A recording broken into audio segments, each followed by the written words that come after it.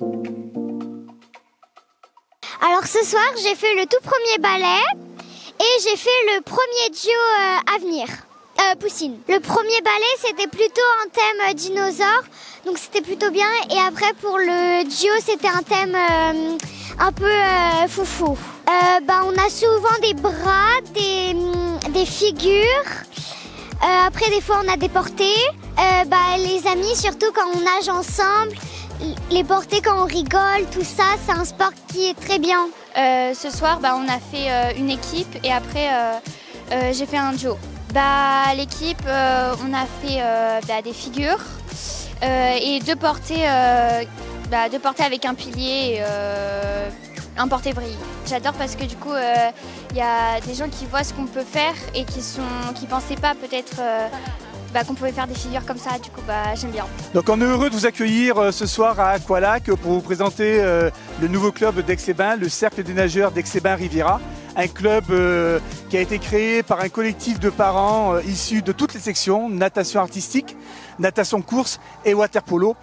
Club qui a été créé ces dernières semaines avec pour objectif premier de pouvoir proposer le gala de natation artistique, puisque nous avions une forte demande et un engouement de la part des sportives et également des parents pour drainer cette activité de fin de saison. Nous avons dépassé l'objectif que nous étions fixés, puisqu'on est à plus de 350 entrées.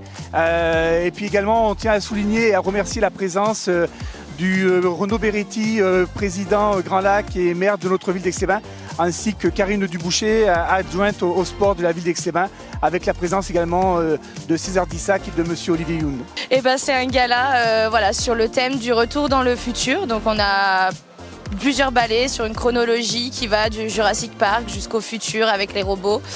Donc chaque nageuse va représenter une période de l'histoire ou une période du futur, et se faire plaisir devant 320 personnes qui sont venues là pour les applaudir, surtout après une petite saison un petit peu compliquée. Donc les filles sont contentes et puis on passe un très bon moment.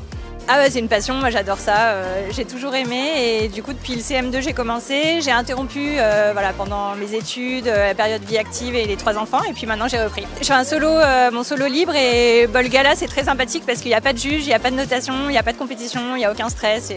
C'est juste pour le plaisir. Alors c'est un solo libre, donc on n'a pas de figure imposée, on peut vraiment faire tous les mouvements qu'on veut. On met le plus de difficultés possible, donc en synchro c'est beaucoup de vrille, comme en patinage artistique. Et moi c'est sur une bachata.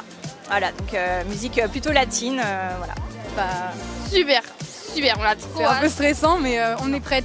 Alors notre duo, ça fait depuis le début de l'année qu'on le prépare. Alors on a su qu'on faisait le gala il y a 3 semaines, mais en soi on était préparés à ça. On s'entraîne depuis un beau bout de temps maintenant. On a des maillots mais exceptionnels, vraiment. Waouh. La recherche de toujours se surpasser. Le côté artistique, les maillots de bain, on se maquille et le gala de fin d'année.